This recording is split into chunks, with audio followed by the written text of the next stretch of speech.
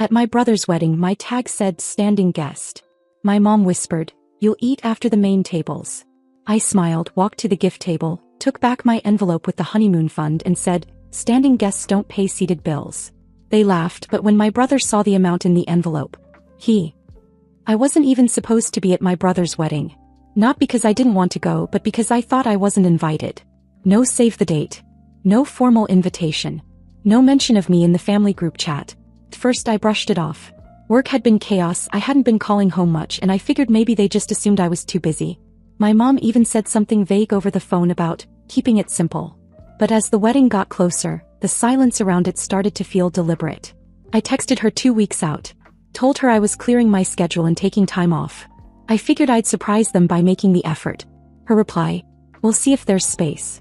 That sentence stayed in my head for days. So I bought a dress, booked the flight, took the time off, and I brought a white envelope.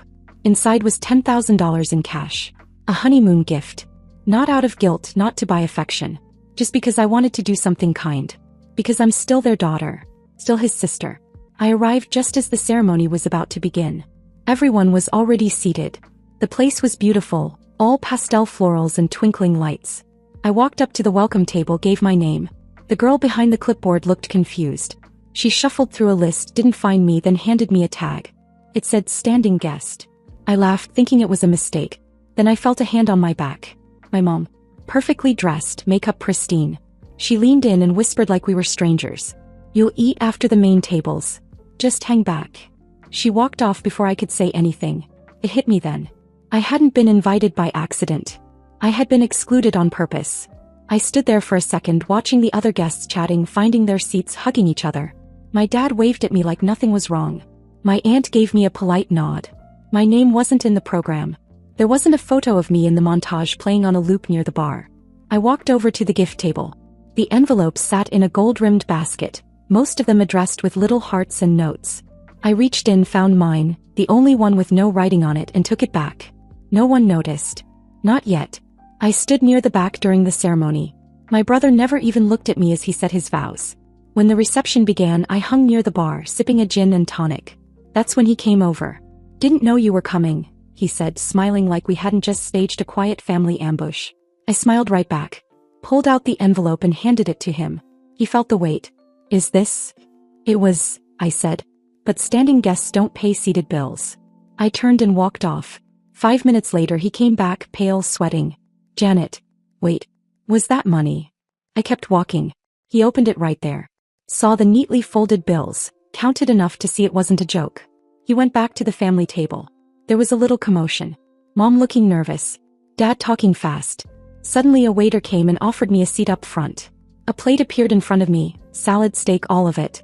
My brother pulled a chair close and tried to chat like we were best friends again. They had no idea. I hadn't handed them the real envelope. The one with the cash was still tucked into my purse. I ate. I smiled. I took photos with cousins. They thought they'd gotten away with something. But they'd just proven who they really were. And I hadn't even started yet. By the time the DJ switched from jazz to pop and the lights dimmed for dancing, my brother was suddenly the friendliest man in the building. Clinking glasses, putting his arm around me, telling cousins loud enough for me to hear, "I'm so glad Janet made it." He even grabbed an extra slice of cake and placed it in front of me like we were 10 years old again. And through all of it I smiled. Let them perform. Let them all enjoy the show. They didn't know that the real envelope, the one with the 10 grand, never left my purse. What I handed over was a decoy. An old bank envelope stuffed with cut sheets of blank white paper and a single folded 20 on top to make it feel real. It was petty. It was planned. And I have no regrets. They were the ones who erased me.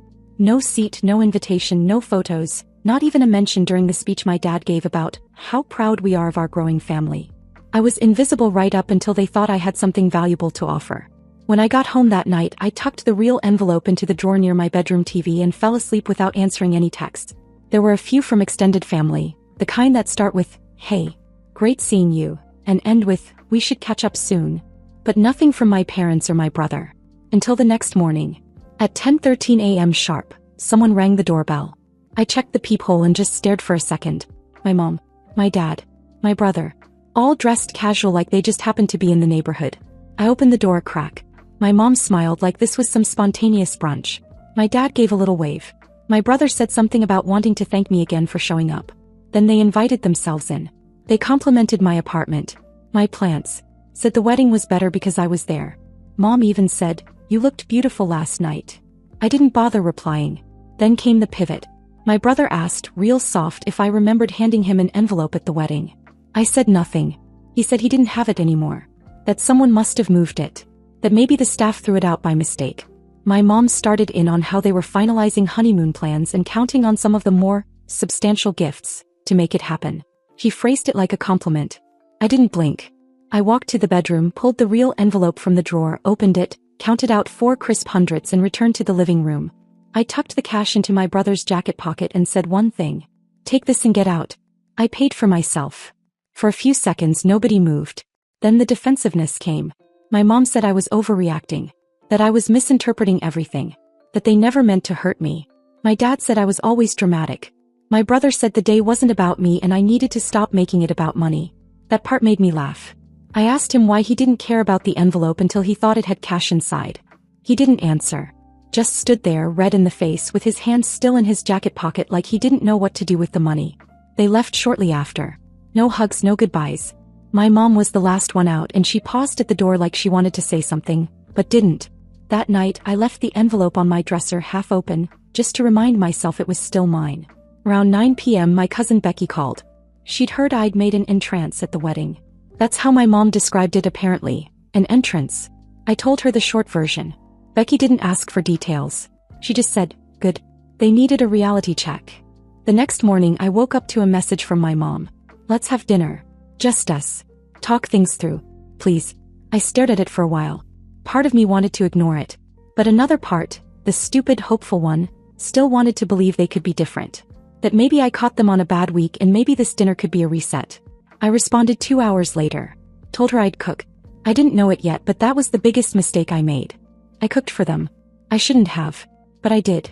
I marinated the chicken the night before, picked fresh herbs from the little balcony planter I barely remember to water, set the table like it mattered.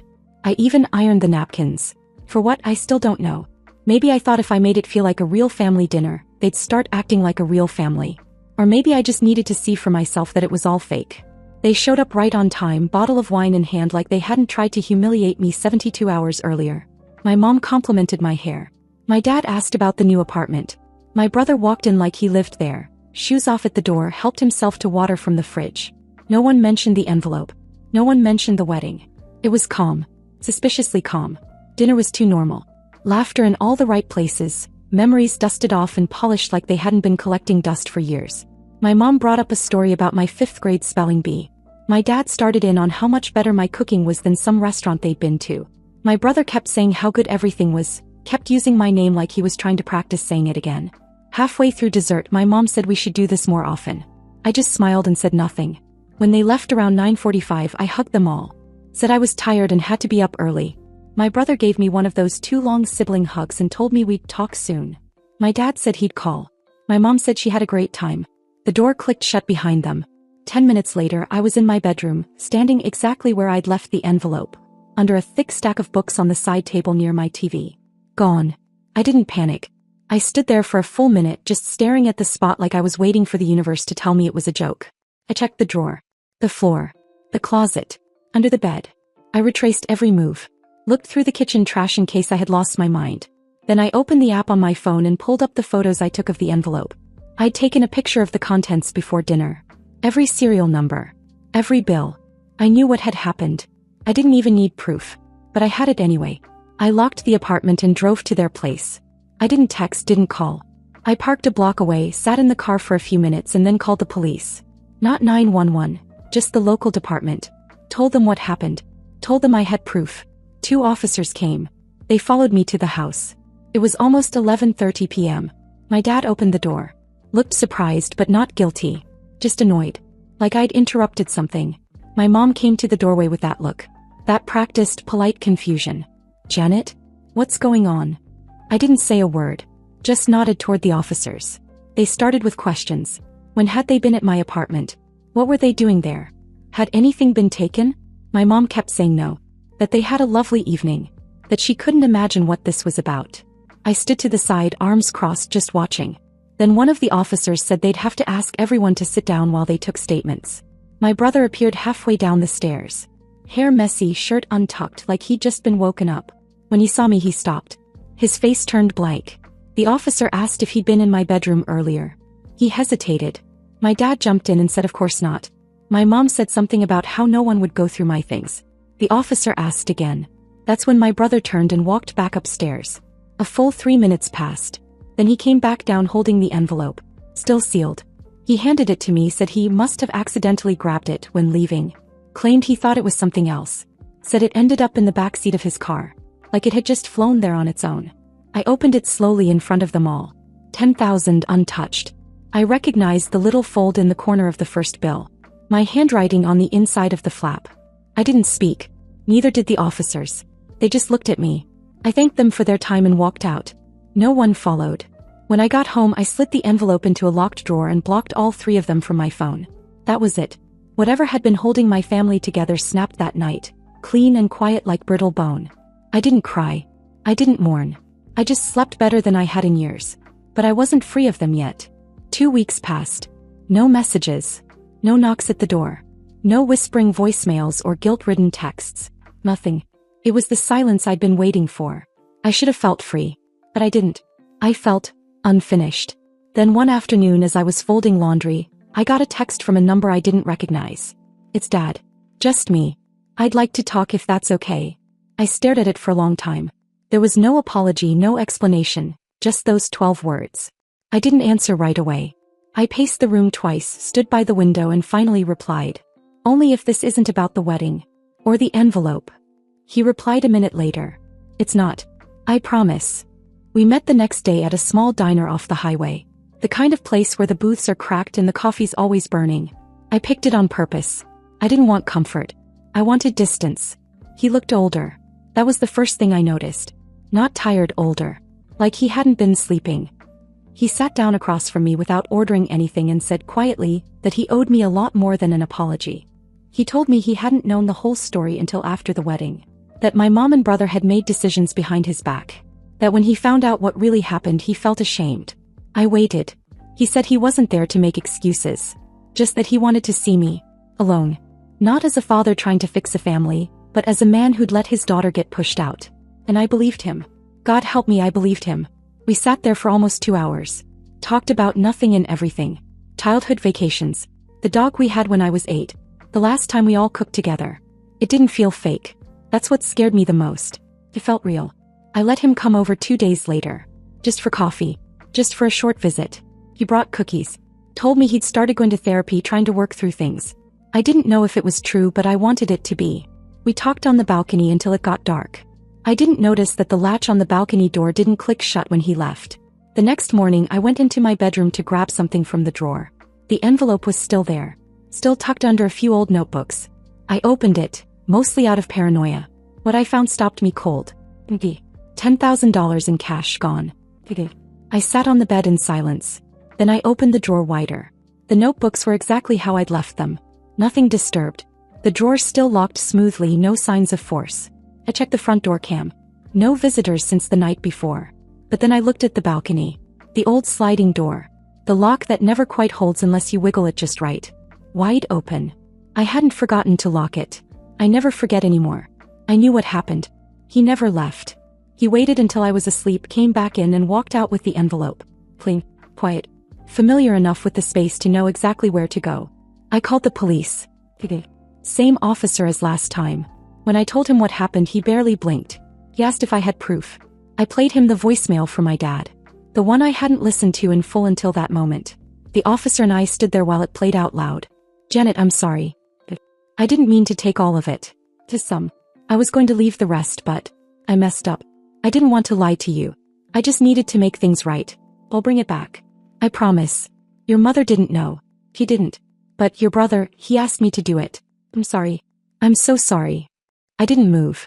The officer just nodded once and asked if I wanted to press charges. I said yes. Later that night there was a knock at my door. It was my mother. I didn't let her in. She stood in the hallway, arms crossed, saying things like, "Why are you doing this to us? And do you really think this is what family does?" I didn't say a word. She called me selfish. Told me that dragging the police into it was humiliating. Said I was tearing the family apart over paper. I let her say what she wanted. Then I asked her one question through the door. Did you know? There was a long pause. Too long. And then she said, it wasn't supposed to go like this. I closed the door. That was the last time I saw any of them face to face. But it wasn't the last time they talked about me. Because a week later, Becky called again. She said the family group chat was on fire. My mom had told everyone I'd called the cops on my father over a misunderstanding. That I'd made a scene and refused to forgive. She said my brother was calling me vindictive and ungrateful to anyone who would listen. Becky didn't say much else. She just ended with, they're all lying. And everyone knows it. I hung up and stared at the wall for a long time. I didn't feel sad. I didn't feel angry. I felt done. But I wasn't finished. It started with whispers. Not literal ones. Not yet. But the kind that spread like wildfire in a family built on performance and passive aggression. I started noticing likes disappearing from my posts. Messages from cousins that used to check in suddenly stopped. My aunt, who once sent me a Christmas candle every year without fail, posted something vague about some people needing to get over themselves and stop tearing families apart over pride and money. I didn't reply. I just screenshotted it. A few days later, Todd, one of the only cousins who didn't play both sides, called. He said, you should know, your brother's telling everyone that you made up the theft. He said the envelope didn't have anything in it. That the whole thing was some kind of revenge play because you weren't in the wedding photos. I didn't say anything. Todd kept going. He told Aunt Marcia you called the cops on Dad just to ruin his reputation. Said you fabricated everything because you're jealous. I almost laughed. Jealous? Of what? Being erased from my own family? Todd sounded angry on the phone more than I expected. He said, you need to shut this down, Janet. You think people are gonna stay quiet while he poisons everything? You think Mom and Dad aren't helping him push that story? He was right. They'd started a slow smear campaign, wrapping it in just enough concern to seem reasonable. And people were believing them, or at least pretending to. I didn't feel hurt. I felt surgical. Like something sharp had clicked into place. So I reached out. One group chat. 3 people. Me, my mom, my dad, my brother. Meet me. Tomorrow. Noon. You'll get 1 hour. I'm not coming for forgiveness. I'm coming to take back what's mine and end this. No one replied. But they showed up. I rented a private meeting space at a local co-working hub. I picked it because it had no warmth. No family room nostalgia. Just 4 cold chairs, 1 table and a folder in the center. They walked in like they were going to a funeral. My mom had her lips pressed together so tightly, I don't think she breathed for the first 10 minutes. My dad glanced around the room like someone might be watching. My brother came in with that same smug tilt in his shoulders like he thought I was bluffing. I didn't sit. I didn't greet them. I opened the folder. Inside were the following. Copies of my bank withdrawal paperwork. Photos of the envelope and its contents, taken the night before the wedding. A written police report from both thefts. The voicemail from my dad transcribed word for word. The draft lawsuit, small claims for $10,000. And a list of every family member who'd messaged me in the last 3 weeks, with redacted quotes from their new version of the story. Then I spoke. I told them I'd waited. Given them every opportunity to make it right privately. But they chose to lie. To spread filth through the family. To pretend I was the villain in a story they wrote. I told them they had a choice. Option 1, I filed the case. Public. With full documentation. I would subpoena footage from my building's maintenance records. I'd bring in Becky and Todd and anyone else who knew anything. There'd be police involvement. Testimony. And I wouldn't be the one looking like a liar. Option 2, they return what was stolen. In full. They retract every lie they've spread, publicly in the family group chat with names. And then they stay out of my life. Permanently. My mom tried to interrupt. My brother rolled his eyes. I said, if either of you speaks again, I'll take it as a no and file today. Silence. 10 minutes passed. My dad reached into his coat and handed me a sealed envelope. Inside was a cashier's check. $10,000, dated that morning. I took it, put it back in the folder, then looked at all 3 of them. You lied about me to people I grew up with. You humiliated me at a wedding I was barely allowed to attend. You tried twice to steal from me. And even now, not one of you has said sorry. You're not here because you're sorry. You're here because I didn't break the way you expected me to. My brother scoffed. I turned to him. Say one more word. I swear to God I'll triple the lawsuit. He shut up. I walked out first. Didn't look back. Didn't take a breath until I was in my car with the doors locked and my hands shaking. 2 hours later, a message popped into the extended family group chat. From my mom. Janet has chosen to take space from the family. Please respect her privacy and do not involve yourselves further. We ask that everyone let the matter rest. No apology. No clarity. No truth. But I wasn't surprised. What did surprise me though came 3 days later. An envelope in my mailbox. No return address. Inside was a short note typed. You were right. About all of it. They've always treated you differently. I should have said something sooner. I'm sorry. No signature. But I knew the handwriting on the tiny scribble at the bottom. One word underlined. Becky. After that envelope from Becky I waited. I expected more. Another message. A phone call. Maybe someone in the family, just one, standing up and saying, yeah, Janet was right. But no one did. And that told me everything I needed to know. They weren't quiet because they didn't know. They were quiet because they didn't care. Becky called a few days later. She told me the family chat went dead after my mom's message. No one commented. No questions. Just silence. The kind of silence that settles after a lie when everyone agrees to pretend it never happened. He said my brother was still complaining.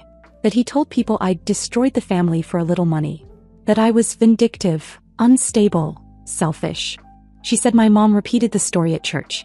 Not just the version where I exaggerated everything, but the one where I made the whole thing up. I asked her if they believed it. She said some do. But more just don't want to get involved. Then she told me something that stuck. You should know, your dad's been calling around. Not about you. About the money. He's been telling people he only gave it to you so you wouldn't press charges. That you're holding it over his head. That he's the victim. I almost laughed. Victim. Right. But here's the thing. I didn't feel angry anymore. Or shocked. I didn't even feel betrayed. I felt finished. So I wrote one last message. Not for reconciliation. Not for closure. Just clarity. I sent it separately to my parents and to my brother. No dramatics. Just the truth. You had chances. Not just once. Over and over. You lied, you manipulated, you stole, and then you blamed me when I didn't accept it. I don't forgive you.